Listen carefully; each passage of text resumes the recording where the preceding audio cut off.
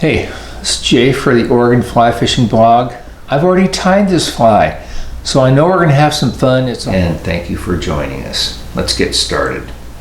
Some considerations for tying hollow flies. We do the very first one. What hook will you use? Right. So I do prefer a slightly longer shank. It allows you to do one more hollow tie station. You want to be able to hold your hook very securely. I've come to prefer GSP for tying my hollow flies, but it's slippery stuff, so I will often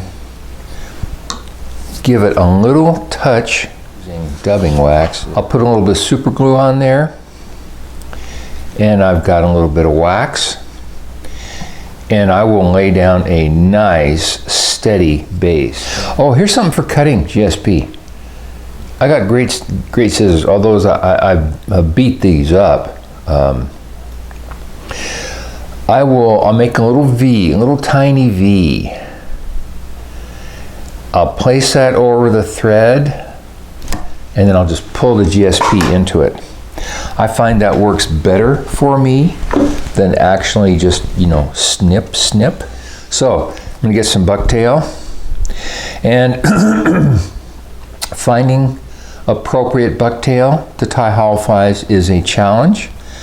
I can't possibly go into all the ins and outs right now, but suffice to say it has to be long enough. It's got to have some crinkle in it. It's got to be compressible, but not too compressible. Can't be too hard. If it's super hard, it won't be compressible. So here's going to be our tail. It's pretty long, and the purpose of this tail is to provide support for my hackles. So I put this on just like so. One loose turn, another loose turn, and then I really cinch down that. And you can see how those butts flare a little bit. That's not going anywhere, but I'll go like that. And I got a little super glue underneath, some good turns. That's set. I'm going to kind of gloss over this, but I'm going to use 6 feathers, 3 turns there. Let's get some white. The curved side is facing in. Get these about the same length, and they are. We're not trying to set these feathers in an exact shape or conformation. We're trying to get them where they can actually be a little bit raggedy, because we're going to expect them to be moving. I've got some shorter feathers and some longer feathers. So they're not all the same length, and that's going to allow them to move better. Those are going to wiggle very nicely. And I just have a very small amount. I don't tying those feathers way up here. They're not going anywhere. I've got about 1/8 of an inch tied down there. I'm going to come in with some shorter bucktail. And the idea of this bucktail, provide a little bit of firmness around these guys to help contain them. So I place it there, and then I get my finger over the top, whatever that means. And I've got it I got it spread around the hook. So there we go. Loose. Now I tighten up. And you see how the bucktail goes from that side, clear around to that side. And that's just going to provide a little bit of support for these tail. Now, you'd be surprised how little these feathers will foul around the hook. GSP. There's some things you can do with GSP you just can't do with another thread. And that is you cannot cinch down as hard. Still got bare shank up ahead here. And that's going to be important when I'm spinning. Okay, first hollow stage. Again, my bucktail is fairly long. I've stripped out the shorter pieces. I'll get a piece, just a little short butt section like that, and I'll work my thread just a little bit forward of this hump.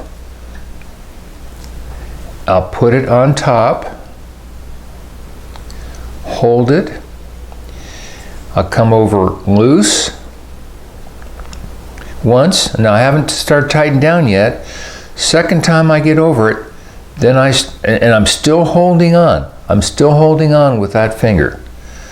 I'll start to rotate it, and then I'll coach it a little bit. So I'm coaching it with this finger, and then I may actually go over here. And the objective is to get it all the way around, and then I will tighten up. Now, I have the flare here. I can leave that right there. That is not a problem. In fact, I'm going to, just to prove it's not a problem. Some people like to trim it, tie it down securely, and either put some dubbing in there or some flat braid. I'll get right like that. That's a good, you might say, is that good craftsmanship? It darn sure is.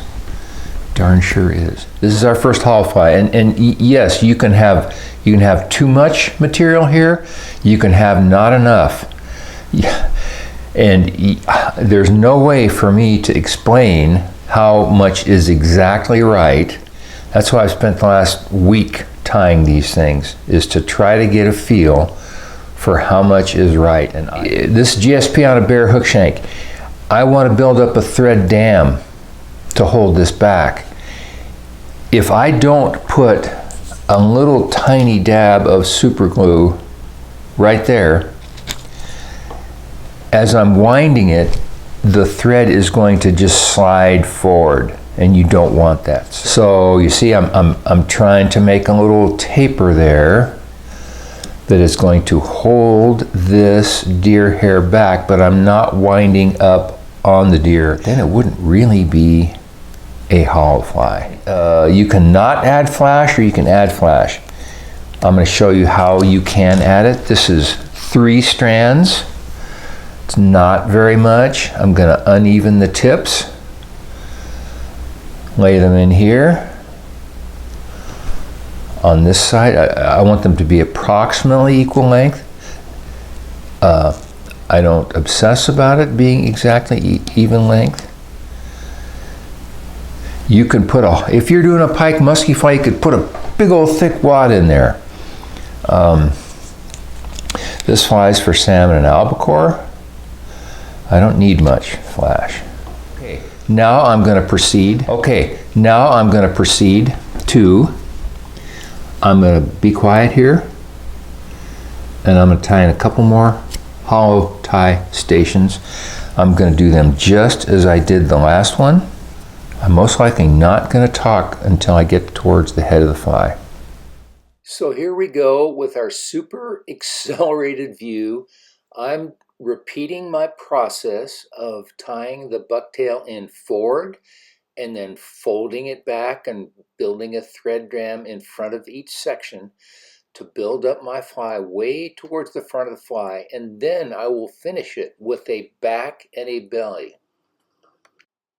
So what you're seeing here in slow motion is the process of folding the bucktail back and then building a thread dam in front, a little bit of super glue to make sure it's good, add my lateral scale, and now here I'm putting another hollow tie station, and I'm going to use my my John tool to push it back.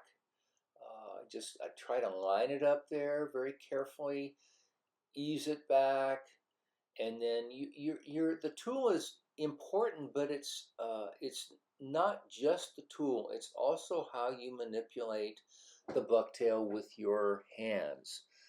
And so you can see me squeezing the base of the bucktail, twist it on there. I'm trying to even up the distribution, as well as kind of breaking down those fibers just a little bit, not too much. It looks like I have enough space there to do an additional hollow station. So I'm securing this one, a little bit more glue. I think I'm going to add a little bit of lateral scale. There it goes. There it goes on both sides. Not very many.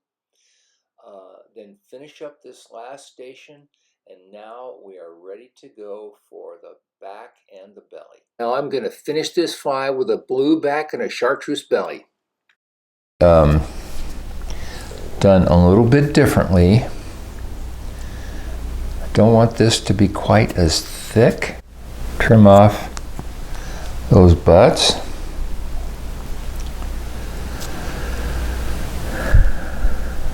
Now I don't want this to spin, so I'm going to hold this quite tight on the top of the hook, and I'm going to cinch down. And I need that to flare a little bit because I need it to just be kind of on the top of the hook. And there's a couple of short ones. I'm going to take them out. I'll get some chartreuse for the belly. So this is straight underneath the hook. This is going to be the belly there. I don't want this to spin. I do want it to flare. So I'm going to hold that hook. I think that's going to be okay.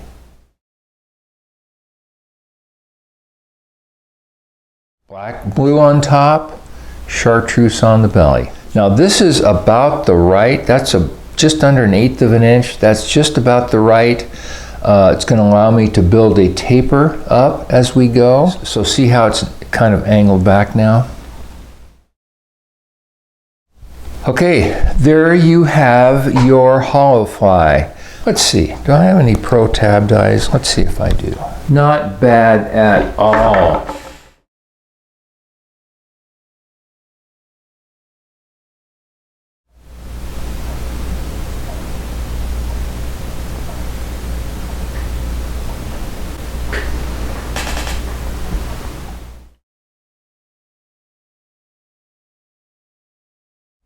To cut this, I'll make a little tiny V, put it over the thread, then I pull the thread into it. Got that nice white thread, get my Copic marker,